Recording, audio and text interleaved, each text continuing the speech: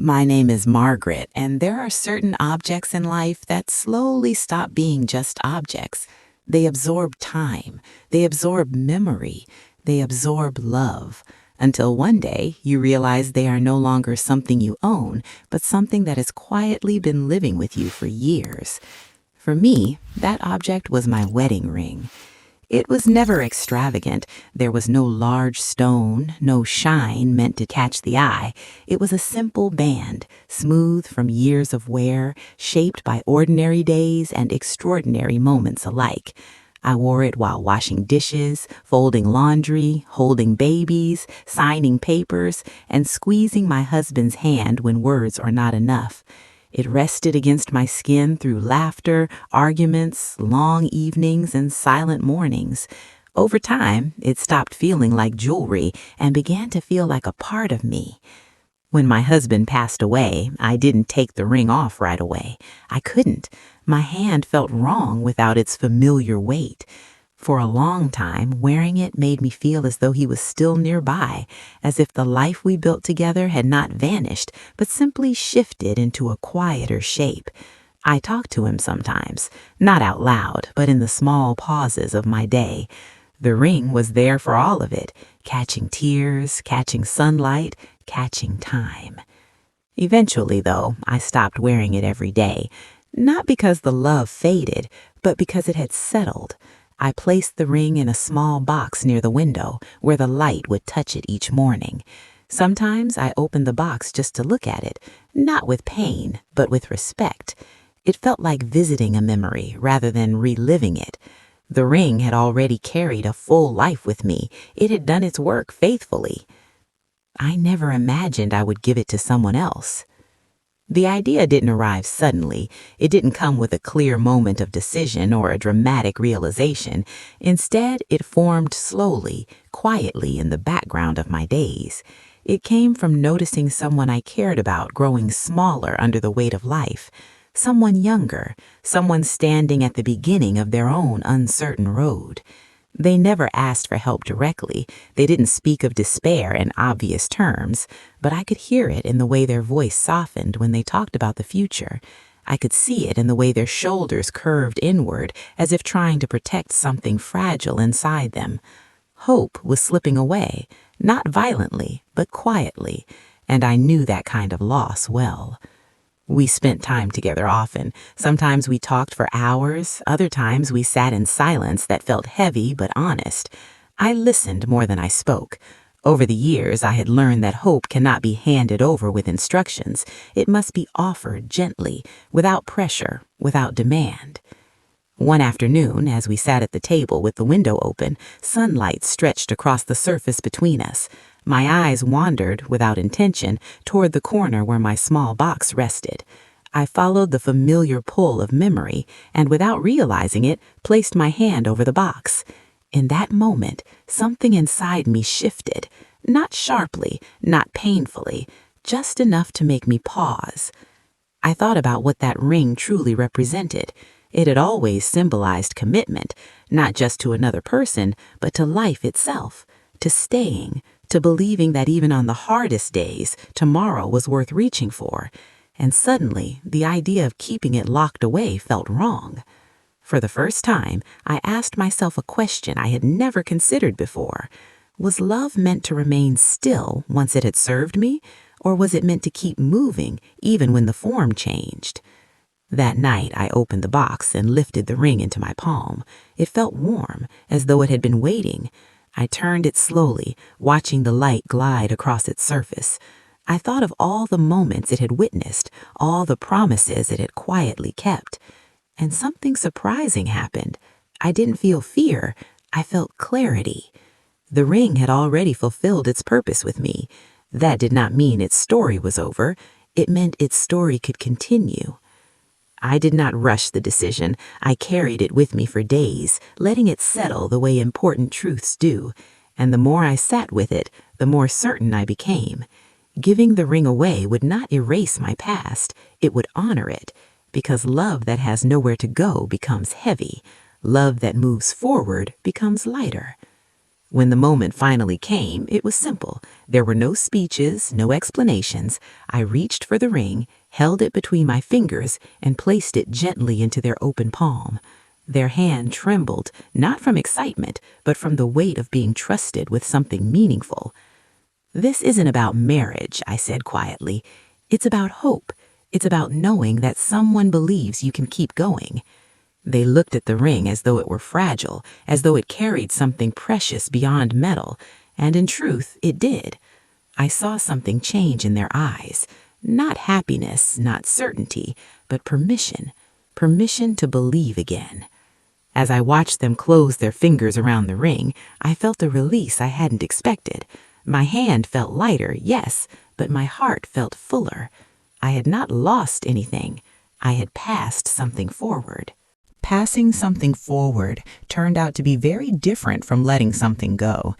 I had expected to feel a hollow space where the ring once rested, but instead I felt a quiet steadiness, as if something inside me had settled into the right place. For years, that ring had been a symbol of love received. Now it had become a symbol of love given, and the difference between the two was subtle but profound. In the days that followed, I found myself thinking often about how objects gather meaning from the lives they touch. A ring is just a ring until it is worn through ordinary days, until it rests against skin warmed by another person's presence, until it absorbs time without ever asking for recognition. Mine had lived a long life with me. It had seen my youth soften into age, my certainty bend into wisdom, my world expand and then grow quiet again. And now it was beginning a new chapter somewhere else. The person I gave it to did not suddenly become joyful or fearless.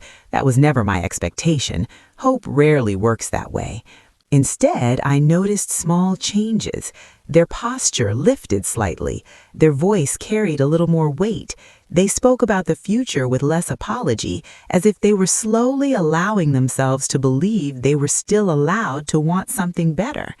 And each time I saw the ring on their hand, I felt a calm certainty that I had done the right thing. There were moments when I missed it. I would glance down at my hand out of habit and feel a flicker of surprise, but the ache never lasted. What replaced it was something gentler, a sense of continuity. Love, I realized, does not vanish when it changes hands. It multiplies, it travels, it finds new ways to exist. I thought often about my husband during that time, about what he might have said if he were still here. And I realized with a soft smile that he would have understood immediately. He had always believed that love was not something to be protected from the world, but something to be trusted within it. He would have liked the idea that a piece of our shared life was still doing good somewhere. As the season shifted, I noticed how differently I related to my own past. The ring no longer felt like the last physical thread tying me to something finished.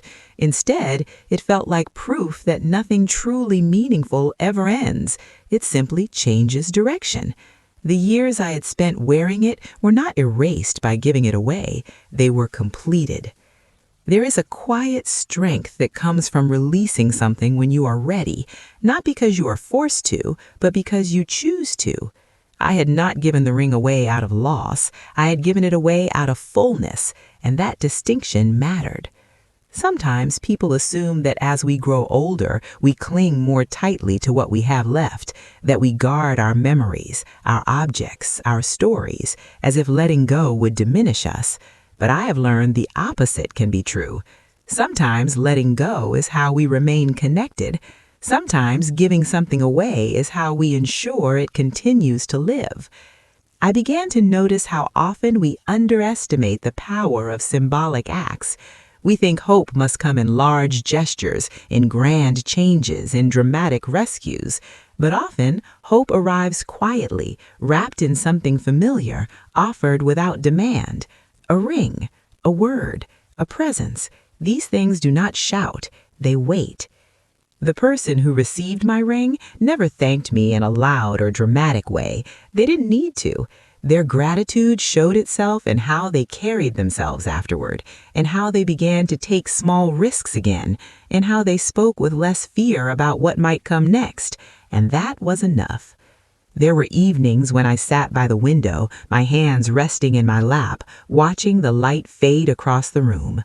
The small box where the ring once lived now sat empty, but it did not feel sad. It felt honest, like a space that had been used well. I realized then that emptiness is not always absence. Sometimes it is evidence of movement. I thought about all the things we hold on to out of habit rather than intention. Objects we keep because we are afraid of what they might take with them if they leave. Memories we revisit not because they comfort us, but because we are unsure who we are without them. Giving the ring away taught me to ask a gentler question, not what will I lose, but what might this become? In answering that question, I felt lighter, not careless, not detached, simply open. Open to the idea that my life was still connected to others in meaningful ways, even if those connections looked different now. I no longer felt as though I were standing at the edge of my story, guarding what remained. I felt as though I were still part of a larger flow, contributing quietly, without needing recognition. There is dignity in choosing when and how to pass something on, in trusting that what mattered to you can matter to someone else in a new way. And there is peace in knowing that love does not need to be contained to remain real. Each time I see that ring now, I don't see what I gave up. I see what continues. I see the proof that a life shared does not end when the sharing changes shape. It adapts. It reaches forward. It offers itself where it is needed most.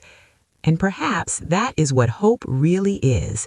Not the promise that nothing will ever hurt again, but the belief that meaning can move, that love can travel, and that even the most personal things we carry can become bridges between generations if we allow them to. And allowing things to continue beyond us is perhaps one of the quietest forms of courage. It requires trust. Trust that what we valued will not lose its meaning simply because it changes hands. Trust that love does not weaken when it is shared, but deepens. As I sat with that understanding, I began to see my own life differently, not as something that was closing in on itself, but as something that was gently opening outward. There were days when I reflected on how much we tie our identity to the things we hold. Rings, letters, photographs. Objects become anchors, and we fear drifting without them. But when I gave my ring away, I did not drift. I felt steadier, as though I had placed a piece of myself exactly where it needed to be, and in doing so, freed another part of myself to rest. I noticed how my memories of my husband softened after that, not because they faded, but because they no longer felt guarded. They felt open. I could remember him without holding on to grief. I could smile without feeling guilty. The ring had not been the container of our love. It had only been one expression of it. And love, I realized, is far too large to be confined to a single object. The person who received the ring continued to change in small, meaningful ways. They took steps they had been afraid to take before. Not dramatic leaps, but careful movements forward. They spoke with more honesty about their fears and with more gentleness toward themselves. Watching this unfold, I understood that hope does not need to arrive all at once. It can arrive in layers, each one making the next possible. Sometimes they would touch the ring absent-mindedly while speaking, as if drawing strength from it without consciously realizing why. I never pointed it out. I never explained its history in detail. The ring did not need a story attached to it to work. It carried its own quiet language. It spoke of endurance, of commitment, of staying when leaving would have been easier. As time went on, I began to think about legacy, not in terms of what we leave behind when we are gone, but in terms of what we pass forward while we are still here. Legacy does not require grand gestures or recognition. Often it looks like choosing generosity over fear, choosing movement over stagnation, choosing to believe that what mattered to us can matter to someone else in a new way. There is a strange freedom in realizing that we do not have to hold everything until the end, that we are allowed to decide consciously and calmly what continues and how. Giving the ring away was not an act of loss, it was an act of authorship. I chose how that part of my story would move forward. I still sit by the window most mornings. The light still reaches the table. The small box still rests where it always did, though now it holds nothing. But when I look at it, I do not feel emptiness. I feel completion. It reminds me that something meaningful passed through my hands and continued on its way, carrying with it the essence of what it once represented. If my husband were here, I think he would understand. He believed deeply in the idea that love should be useful, that it should serve life, not just memory. He would have liked knowing that something born of our time together was helping someone else find their footing. That thought brings me peace. I have learned that hope is not something we manufacture. It is something we recognize and support when it appears. Sometimes it arrives disguised as a decision. Sometimes it looks like letting go. Sometimes it asks us to trust that our past can still do good in the present. As I grow older, I find myself less interested in holding on to things for the sake of holding them. What matters more to me now is movement, flow, continuation. I want the love I have known to keep working, even if I am no longer the one carrying it. If you are listening to my story and holding on to something you are afraid to release, I want you to consider this gently. Not everything we let go of disappears. Some things transform.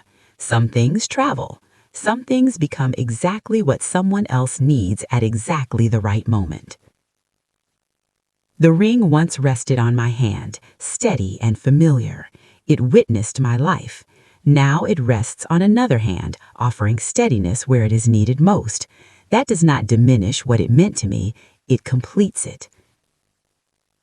And that is how I know I made the right choice. Because love, when it is real, does not ask to be preserved. It asks to be trusted. It asks to be shared.